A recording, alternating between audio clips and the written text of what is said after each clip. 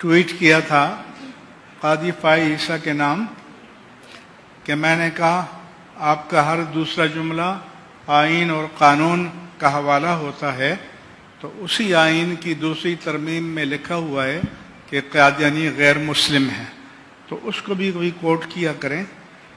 جب آپ آئین کو مانتے ہیں تو پورے آئین کو مانیں، پک اینڈ چوز کی بات نہیں ہوگی کہ میٹھا میٹھا ہپ ہپ اور کڑوا کڑوا تھو تھو، یہ نہیں ہوگا۔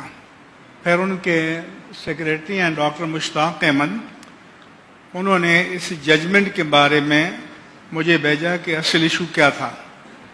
صبح مجھے ججمنٹ ملا، وہ میں نے پڑھا، اور اس میں مسئلہ یہ تھا کہ 2019 میں ایک شخص ہے، اس کی کتاب ہے تفسیر صغیر، اس کی بنیاد پر کیس درج ہوا۔ 2020 میں ایک قانون بنا قرآن کے حوالے سے، تو بعد میں اس کی دفعات کا اطلاق اس پر کر دیا گیا۔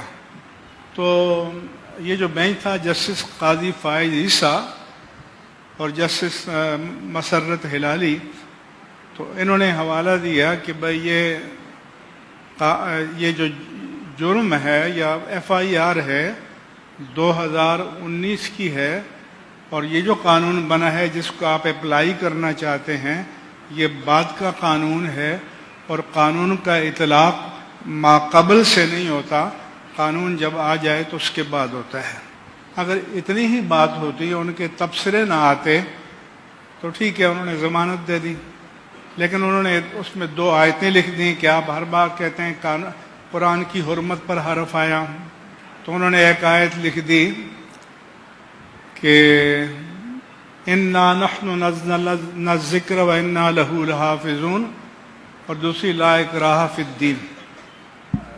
تو پہلا میرا ان سے پیغام یہ ہے کہ ایک قانون بننے سے پہلے جو جرم ہوا، اگر قانون بعد میں بنا تو ماقبل ہونے والے اس جرم پر اس کا اطلاق نہیں ہوگا۔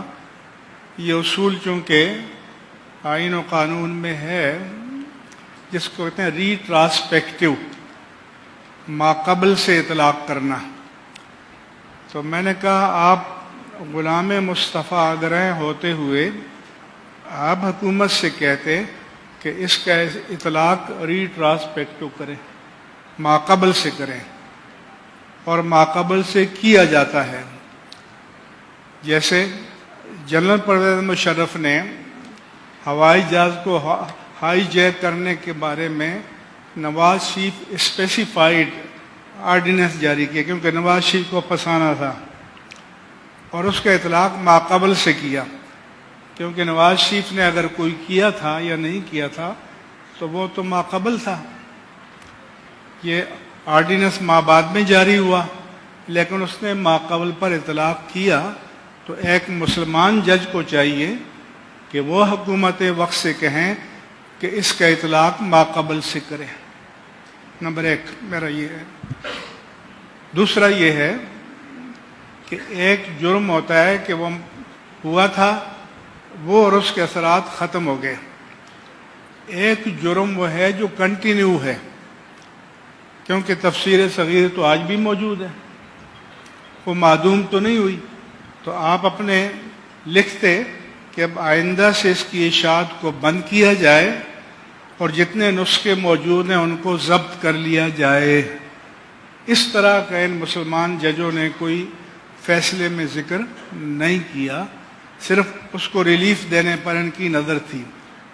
دوسرا جو آپ نے لا اکراہ فی الدین کوٹ کیا ہے، تو یہ آپ نے مس کوٹ کیا ہے۔ یہاں اس کیس پر اس کا کوئی اطلاق نہیں ہوتا، کیونکہ یہ تو نہیں ہے کہ کچھ لوگوں نے اس کی گردن پکڑی ہوئی ہے کہ تم کلمہ پڑھو اور وہ نہیں پڑھ رہا، تو آپ کہتے ہیں اللہ کہتا ہے کہ جبر نہیں ہے۔ میں نے کہا ہمارے نزدیک تو کوئی جبریہ کلمہ پڑھ بھی لے، دل سے نہ پڑھے تو ایمان ثابت نہیں ہے، اس کا اعتبار نہیں ہے۔ لیکن یہاں پر اس آیت کا کوئی اپلیکیشن، کوئی حوالہ نہیں ہے، آپ نے بلا وجہ ڈال دی۔ دوسرے ایک انا نحن نزلنا الذکر، اب کوڑ کر کے یہ کہنا چاہتے ہیں کہ اللہ جانے وہ حفاظت کر لے گا، ہم تو فارغ بیٹھے ہیں. تو اللہ حفاظت کرے گا تو اللہ تعالیٰ اپنے مومن بندوں کے ذریعے کرتا ہے. ان مومن بندوں کو مکلف کیا ہے کہ وہ ناموس الوہیت جل والا، ناموس رسالت مآب صلی اللہ علیہ وآلہ وسلم کا تحفظ کریں، ناموس قرآن کریم کا تحفظ کریں، تمام مقدسات دین کے نوامیس کا تحفظ کریں. جج صاحبان یہ آپ پر بھی ہے، آپ کی بھی ذمہ داری ہے. تو یہ آیتیں نہ کوٹ کریں، یہ بالکل irrelevant ہیں اس کیس سے جو آپ کے سامنے ہے. اور آپ کو یہ کہنا چاہیے تھا کہ اب میں آرڈر کرتا ہوں کہ اس کتاب کو فوراً بینڈ کیا جائے، اس کے نسخوں کو ضبط کیا جائے اور آئندہ اس کو شائع نہیں کیا جائے گا. یہ نہیں ہے کہ جج صرف ٹکر چلانے کے لیے ریمارکس دیں اور فیصلے دیں. ججوں نے بھی مرنا ہے، اللہ کے سامنے پیش ہونا ہے، اللہ کو جواب دہ ہونا ہے.